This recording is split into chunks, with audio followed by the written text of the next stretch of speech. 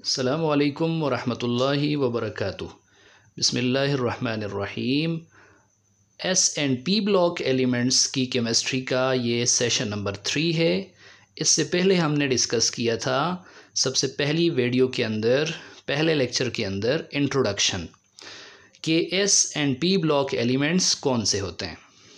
इसके बाद दूसरे लेक्चर के अंदर हमने पीरियोडिक टेबल और उससे रिलेटेड जो ज़रूरी बातें थीं उसको हमने डिस्कस किया था। अब आगे बढ़ने से पहले इस चैप्टर के अंदर सबसे पहली चीज़ जिसको मैं ज़रूरी समझता हूँ कि इसको डिस्कस किया जाए वो है इलेक्ट्रॉनिक कन्फिग्रेशन। क्योंकि जब आप पीरियोडिक टेबल में एलिमेंट्स को स्टडी करते हैं तो सबसे पहली चीज़ जो आपको आनी चाहिए वो क्या है, वो है इलेक्ट्रॉनिक कन्फिग्रेशन। यानी आप किसी भी एलिमेंट की इलेक्ट्रॉनिक कन्फिग्रेशन कर सकें। ठीक है, तो इलेक्ट्रॉनिक कन्फिग्रेशन कहते किसको हैं? इलेक्ट्रॉनिक कन्फिग्रेशन असल में कहते हैं इलेक्ट्रॉनों को अरेंज करना। इलेक्ट्रॉनों को क्या करना जी? अरेंज करना। किस चीज़ में अरेंज करना? इनको अरेंज करना शेल और सब शेल्स के अंदर। तो ये क्या कहलाती है? ये अरेंजमेंट कहलाती है electronic configuration. For example oxygen है, ऑक्सीजन का सिंबल है O, इसका एटॉमिक नंबर जो है 8 है। मुझसे कहा जाए इस 8 एटॉमिक नंबर से मुराद क्या है, तो इसका मतलब है कि इसके अंदर 8 इलेक्ट्रॉन्स हैं। अब सवाल ये है कि ये 8 इलेक्ट्रॉन्स कहाँ पे मौजूद हैं? क्या ये सारे एक शेल के अंदर मौजूद हैं या डिफरेंट शेल्स के अंदर मौजूद हैं? तो इलेक्ट्रॉनिक कन्फिग्रेशन के लिए 9th की क्लास में भी आपने एक बिल्कुल बेसिक सा फार्मूला पढ़ा है, 2n² वाला फार्मूला। जबकि यहाँ पे n जो है ये रिप्रेजेंट करता है किसको? ये रिप्रेजेंट करता है नंबर ऑफ शेल को। नंबर ऑफ शेल से मुराद ये है कि जिस शेल के अंदर आपने इलेक्ट्रॉन्स रखने हैं, हमने वो मालूम करना है कि उस शेल के अंदर टोटल कितने इलेक्ट्रॉन्स आ सकते हैं। फॉर एग्ज़ाम्पल अगर मैं n = 1 रखता हूँ पहले शेल के लिए, तो इसके लिए ये फार्मूला जो है 2n², ये क्या बन जाएगा? n की जगह पे मैं पुट करूँगा 2 तो अपनी जगह पे, और n की जगह पुट किया 1 तो ये आ जाएगा 2। इसका मतलब पहले शेल के लिए मैक्सिमम कितने इलेक्ट्रॉन्स आ सकते हैं? 2 इलेक्ट्रॉन आ सकते हैं। इसके बाद जब अगर आप सेकंड शेल के लिए देखेंगे तो n = किसके इक्वल हो जाएगा जी? 2 के इक्वल हो जाएगा। और ये फार्मूला देखें क्या हो जाएगा? 2 × 2 का स्क्वायर, और 2 × 2 का स्क्वायर जो है ये किसके इक्वल है? ये 8 के इक्वल है। ठीक है, इसके बाद जो है n = 3 अगर आप देखेंगे, ये आप ख़ुद भी कर सकते हैं, तो 2 × 3 का स्क्वायर जो है ये किसके इक्वल आता है? ये इक्वल आता है 2 × 9, तो ये इक्वल आता है 18 के। इसका मतलब ये हुआ कि दूसरे शेल में मैक्सिमम 8 इलेक्ट्रॉन आ सकते हैं, तीसरे शेल में मैक्सिमम 18 इलेक्ट्रॉन्स आ सकते हैं। इसी तरह अगर आप 4 को देखें तो 4 में मैक्सिमम कितने इलेक्ट्रॉन्स आएंगे? 2 × 4 का स्क्वायर, तो 4 का स्क्वायर होता है 16, 16 × 2 = 32। तो मैक्सिमम चौथे शेल के अंदर कितने इलेक्ट्रॉन्स आ सकते हैं? 32 इलेक्ट्रॉन्स आ सकते हैं। अगर आप 5th शेल के लिए देखें तो 5th शेल के लिए ये फार्मूला बन जाएगा 2 × 5 का स्क्वायर, और 5 का स्क्वायर किसकी इक्वल होता है? 25, और 25 2s are 50। ठीक है, इस हिसाब से हमने देख लिया शेल्स के अंदर इसकी अरेंजमेंट। लेकिन चूंकि हम ज़रा FSC लेवल पे हैं, ये बातें की जाती हैं सिर्फ 9th के लेवल के ऊपर, बल्कि 9th में भी अभी ये कंसेप्ट आ गया है। तो सब शेल के अंदर भी हमने क्या करना है? इलेक्ट्रॉनों को अरेंज करना है, क्योंकि हमें पता है कि शेल्स के अंदर क्या होते हैं? सब शेल्स होते हैं। अब जब हम सब शेल्स के अंदर इलेक्ट्रॉनों की कन्फिग्रेशन देखेंगे तो देखें, आपको सबसे पहले ये पता होना चाहिए कि जो पहला शेल है उसका नाम क्या है? K shell. इसके लिए n की वैल्यू क्या होती है? n की वैल्यू होती है 1। यहाँ पे n से मुराद क्या है? तो n से मुराद है प्रिंसिपल क्वांटम नंबर। और देखें प्रिंसिपल क्वांटम नंबर किसको ज़ाहिर करता है? नंबर ऑफ शेल को। जैसे यहाँ पे हमने देखा था, यहाँ पे n जो है ये नंबर ऑफ शेल को ज़ाहिर कर रहा है। यहाँ मतलब ये है n का, this is principal quantum number. Principal quantum number n = 1 जो है वो पहले शेल को ज़ाहिर कर रहा है और इसका नाम है K। इसको हम किससे रिप्रेजेंट करते हैं, के से। Similarly n is equal to 2 जो है प्रिंसिपल क्वांटम नंबर, ये जाहिर कर रहा है दूसरे शेल को जिसका नाम है l। इसी तरह इसके लिए प्रिंसिपल क्वांटम नंबर 3 है, इसके लिए 4 है, इसके लिए 5 है और इसके लिए 6 है। सिमिलरली जो निचला वाला शेल होगा उसके लिए क्या होगा, प्रिंसिपल क्वांटम नंबर 7 होगा। अब ये भी आपको पता होना चाहिए कि के शेल जो है उसके अंदर एक ही सब शेल होता है जिसका नाम है एस। चूंकि ये एस सब शेल पहले शेल के साथ रिलेटेड है तो इसके शुरू में हमने क्या लिख दिया, 1 लिख दिया। एल जो सब शेल है 2, उसके अंदर n इज इक्वल टू 2 जो है उसके अंदर 2 सब शेल्स होते हैं जिसका नाम है एस और पी। चूंकि इसका इन दोनों का रिलेशन किससे है, सेकंड शेल से है, तो इसके शुरू में हमने लिख दिया 2। इसी तरह तीसरा जो शेल है उसके अंदर होते हैं एस, पी और डी और इनका रिलेशन है थर्ड शेल से, तो इससे शुरू में हमने लिख दिया 3s, 3p, 3d। इसी तरह ये n जो है, सॉरी ना, यहाँ ये नाइट्रोजन नहीं है, ये n है, KLMN।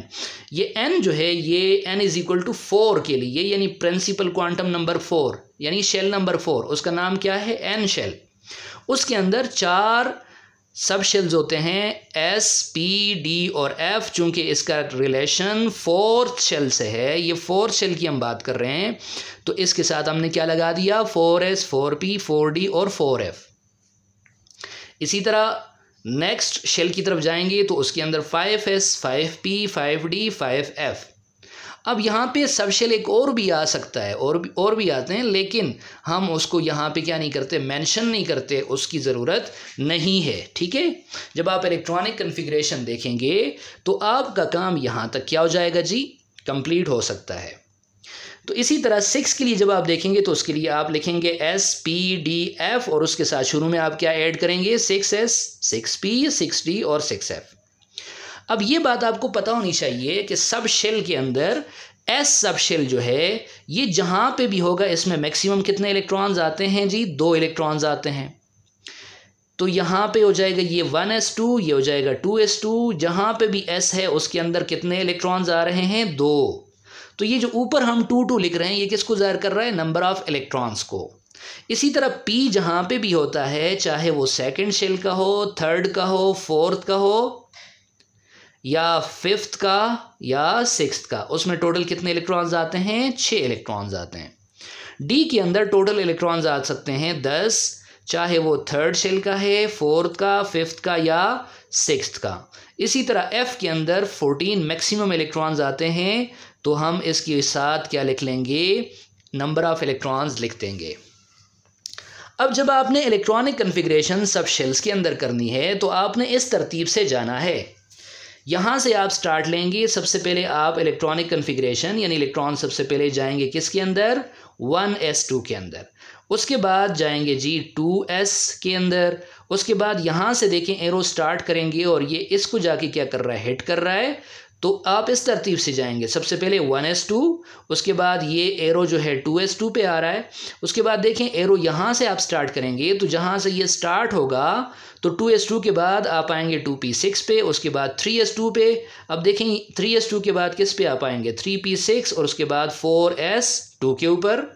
इसी तरह 4s2 के बाद आप आएंगे 3d10, 4p6 और 5s2। उसके बाद आप आएंगे 4d10, 5p, उसके बाद 6s पे। सिमिलरली 4f के बाद 5d, उसके बाद 6p और देखें ये जाके हिट करेगा कहाँ पे, 7 के s के ऊपर। इसी तरह 5f, इसी तरह 6d, फिर आप देख सकते हैं 7p को क्या कर रहा है, ये हिट कर रहा है। और यहाँ से एरो जो है आखिर में किधर आ रहा है जी, 6f पे आ रहा है। तो आपने इस तरतीब के ऊपर चलना होता है, 1s2, 2s2, 2p6, 3s2, फिर 3p6, उसके बाद 4s2, 3d10, 4p6, 5s2, 4d10, 5p6, 6s2 और इसी तरह आखिर तक। अब आपने इनको लिखना है, इस इलेक्ट्रॉनिक कॉन्फ़िगरेशन को इसी तरतीब से लिखना है और ऊपर इलेक्ट्रॉन्स के नंबर को मेंशन करते हुए जाना है। अब जहाँ तक आपका एटम जो है उसके पास जितने नंबर ऑफ इलेक्ट्रॉन्स थे वो फिल हो गए, तो वहाँ तक आपकी इलेक्ट्रॉनिक कन्फिग्रेशन क्या हो जाएगी, कंप्लीट हो जाएगी। For example oxygen atomic number 8 जो है, इसके लिए आप इलेक्ट्रॉनिक कन्फिग्रेशन अगर लिखेंगे तो इसके लिए इलेक्ट्रॉनिक कन्फिग्रेशन देखें स्टार्ट होगी 1s2 उसके बाद क्या लिखेंगे आप 2s2, 7 इलेक्ट्रॉनों का ख्याल रखें, 2 + 2 4 हो गए। उसके बाद देखें 2s2 के बाद क्या आता है 2p6। अब p के अंदर मैक्सिमम 6 इलेक्ट्रॉन्स आ सकते हैं, लेकिन हमारे पास टोटल 8 इलेक्ट्रॉन हैं, 4 यहाँ पे अरेंज हो गए 1s और 2s में, बचते कितने हैं 4 हैं। तो ये किस में चला जाएगा जी, ये चले जाएंगे 2p के अंदर 4 इलेक्ट्रॉन्स जो रिमेनिंग है वो यहाँ पे चले जाएंगे। ठीक है, फॉर एग्जांपल एक और एलिमेंट ले लेते हैं, जैसे सोडियम है, सोडियम, तो सोडियम का एटॉमिक नंबर है 11। अगर आप इसकी कन्फिग्रेशन करेंगे इसी तरतीब से तो ये देखें इसकी इलेक्ट्रॉनिक कन्फिग्रेशन आ रही है 1s2 2s2 2p6, उसके बाद 3s। अब देखें यहाँ पे 2 4 और 6 कितने हो गए 10, जबकि टोटल कितने इलेक्ट्रॉन्स हैं 11, तो 3s के अंदर एक ही इलेक्ट्रॉन आ जाएगा 3s1। इसी तरह अगर आपसे कहा जाए कि स्कैंडियम जिसका एटॉमिक नंबर 21 है, आप इसकी इलेक्ट्रॉनिक कन्फिग्रेशन करें तो टोटल इलेक्ट्रॉन्स आपने पूरे करने हैं 21। तो आप स्टार्ट लेंगे 1s2 2s2 2p6, इसके बाद 3s2 और देखें कितने इलेक्ट्रॉन हो गए 4 10 12 हो गए, आप पहुंच गए 3s2 तक। उसके बाद आपने जाना है कि इस पे 3p6 के ऊपर, तो कितने हो गए अब हो गए आपके पास 18। उसके बाद आपने जाना है 4s2 के ऊपर, तो यहाँ तक आपके पास हो गए 20। उसके बाद आपने आना है 3d पे और टोटल इलेक्ट्रॉन्स इसके पास हैं कितने, टोटल इलेक्ट्रॉन्स, सॉरी थोड़ा सा व्यू क्या कर लेते हैं, चेंज कर लेते हैं, 3d क्या हो जाएगा 1, 3d क्या हो जाएगा 1 हो जाएगा। ये देखें आप 1s2 2s2 2p6 3s2 3p6 4s2 और 3d 1। अब यहाँ से एक बात देखें सामने आ रही है, ये ऑक्सीजन को अगर आप देखें तो ये 2 जो है ये इसके मेन शेल को ज़ाहिर कर रहा है, और मैंने आपको पहले लेक्चर के अंदर बताया था कि ये पीरियड को ज़ाहिर कर रहा है। तो ये देखें ये 2 जो वैलेंस शेल है इसका, यहाँ से हमें पता चल रहा है कि इसका पीरियड नंबर कौन सा है, सेकंड है। सोडियम का देखें तो इसका पीरियड नंबर कौन सा है, थर्ड है। इसी तरह स्कैंडियम का आप देखें तो इसका पीरियड नंबर भी कौन सा है, थर्ड है, बल्कि 3d है, और इसका वैलेंस जो शेल है वो 4 है। इसका पीरियड इसका थर्ड नहीं है बल्कि क्या है, सॉरी फोर्थ है। क्या है इसका, फोर्थ है। ठीक है, तो ये रहा पूरा एक कंसेप्ट किसका जी, इलेक्ट्रॉनिक कन्फिग्रेशन का, कि आप इलेक्ट्रॉनिक कन्फिग्रेशन कैसे कर सकते हैं। तो ये मैंने बड़ा सिंपल करके इसको क्या किया है, समझाया हुआ है, और आपका इससे अब ताल्लुक़ बढ़ने वाला है कहाँ पे जी, जब आप S और P ब्लॉक एलिमेंट्स पढ़ेंगे तो जगह जगह पे आपको इलेक्ट्रॉनिक कन्फिग्रेशन का ज़िक्र मिलेगा, इसका कंसेप्ट यूज़ होगा। तो इसको समझ लें, और ये क्या है, काफ़ी है इलेक्ट्रॉनिक कन्फिग्रेशन को करने के लिए। ठीक है, हाँ कहीं कहीं पे क्या आ सकती है, कुछ एक्सेप्शंस आ सकती हैं बाज़ अवकात, लेकिन वो इतनी ज़्यादा क्या नहीं है, इम्पोर्टेंट नहीं है, वो इतने प्रॉब्लमेटिक नहीं है कि आपको कोई ख़ास कन्फ्यूजन उठानी पड़े S और P ब्लॉक एलिमेंट्स को समझने के लिए। ठीक है, तो ये था आज का सेशन जिसमें हमने इलेक्ट्रॉनिक कन्फिग्रेशन करना सीखा।